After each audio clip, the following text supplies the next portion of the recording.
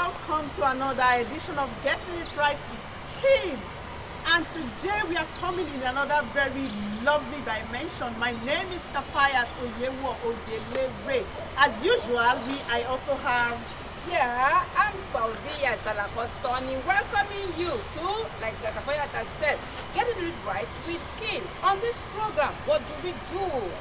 Yes, we usually take you through the parenting journey right from conception to when they're adults, so that we can always have a society of socially responsible adults. Today, we will be talking about character education. And so I'm going to ask Fauzia, while growing up, was there any time you were called to a seat for you to have the rules of what you should do and what not? Especially, did anyone tell you not to lie? Okay, and the first day you lied, what happened? I got the worst beating of my life that day for lying. That was like, what happened? Why do you have to lie? But you didn't tell me that is a lie, that I'm not supposed to lie. I didn't know. Interestingly, and this is exactly the story of a typical African child. We do not tell them what to do. We just expect that they should know what they're supposed to do. Don't let us forget that the human brain at conception contains nothing, it's empty. It is only what the parents actually fix into it that the child will exhibit and will do. And we can actually observe this in the nature of the religion and some other things that the child will do. They do role learning, they do what the mother, the father, or the environment actually speaks to them. Yeah, like I have said, the brain of the child is tabularisa. That means it is empty. It is when you put in something, it fits it and it stays there. But what you now put inside it depends on what that brain is going to take. So that is why we are saying that, like Amir asked me if I was even told not to tell lies. I didn't know it was a lie, but I got it. I was not told, but I was punished for doing that. So, which is not too good for our children, because we need to put them on that pedestal. These are the things that you should do. This is what this means, so that they will know that this thing means this, and when you do it, you are likely to get this effect coming after it. So, yes, fantastic. So on this note, we are saying that there's a vivid difference between character and personality trait. So it is not enough for you to say that this is the personality of the person, they cannot change. Some people just tell you that, I feel like I'm not a people's person. But no, I want to ask you, are you an animal person?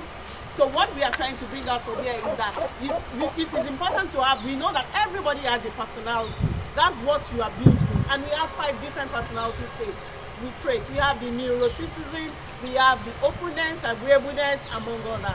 But the truth is, why we say character is different from personality is because character is nature and nurture. You can learn it. So as a parent, you have to teach your child this virtue.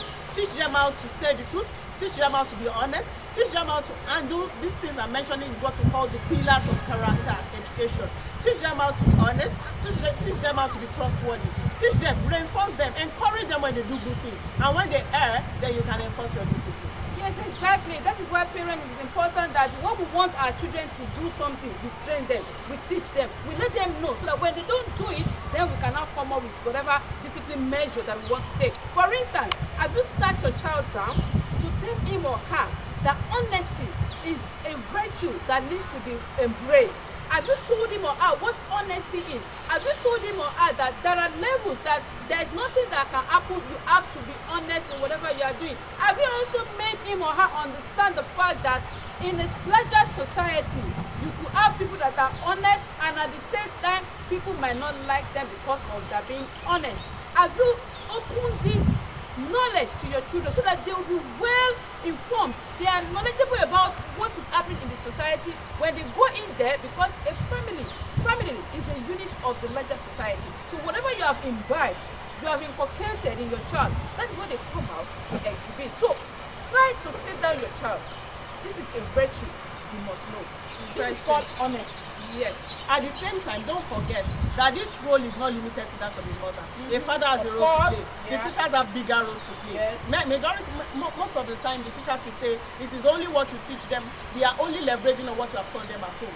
Majorly, most of the time a child will spend in a day, they spend most of that time in school, because today the child stays in school from 8 to 4. So instill this spirit.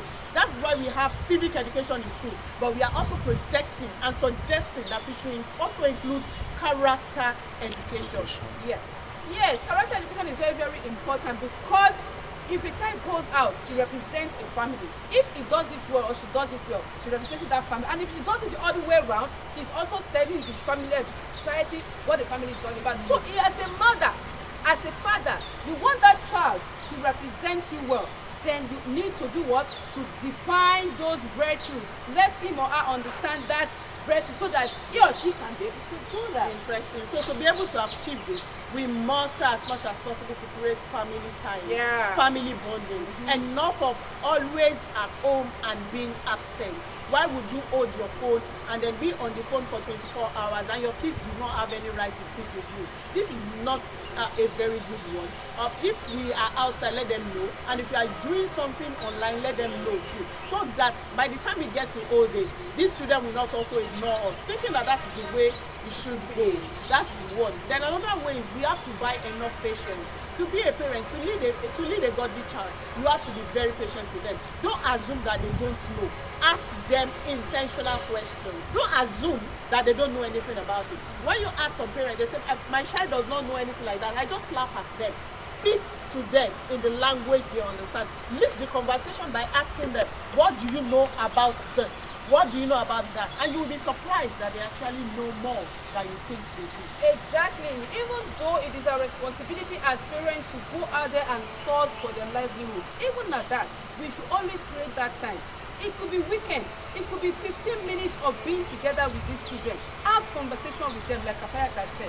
Allow them to talk. Don't be the teacher. Don't be the lecturer. Just have a round table talk. Let them be free. Let them express their mind. When they express their mind, you begin to see those things they are thinking in their mind. And you're able to come in and enlighten them on those things that they don't understand. So it is important, even though we are going out to get money to take care of these children, it is also very essential that we create time for these children to relate well with them. Let them be our friends. Let all of us be together and talk. Just don't make the money available. Make yourself also available. Incorporate them into decision making. Your 6-year-old can actually give an advice on what we will eat next. What do you think we should eat today? What kind of color of car do you think we should buy? Incorporate them, teach them. This will also give them an edge when it comes to decision making. Sorry to interrupt you. Do you know that there are some parents that they are not internet compliant? And you have children who are very vast in it. If you're able to bring them together, bring them around, you can show, that is how you can go to YouTube. This is how you can be online to do all this. Even your businesses, you can make them be online. So it is when you now create that rapport, that atmosphere for them to express themselves, things like this can come up, and the old will definitely benefit from the young ones, while the young ones also what? Benefit from the old ones. You can actually get closer to your kids by having correct interactions with them. Please don't be a father whose daughter is on the social media going naked and the father is doing something else in the other, and you are not even aware of that. So what you are saying right now is that it is important to also imbibe the culture of educating our children, and then also trying as much as possible to change as parents, because like we always say, you are the role model. They are watching you. Whatever you do, they do. So if you are teaching character, also try to imbibe the best of character. On this note, we are calling it today on another episode of Getting It Right with Kids. Till we meet again next week. My name is Kafaya to you, and I want to leave you with this parting word which says, be what you are saying. What you say, let it be your character. Paulina Salagosani is my name. Thank you for watching. We'll continue to be good parents. Bye-bye.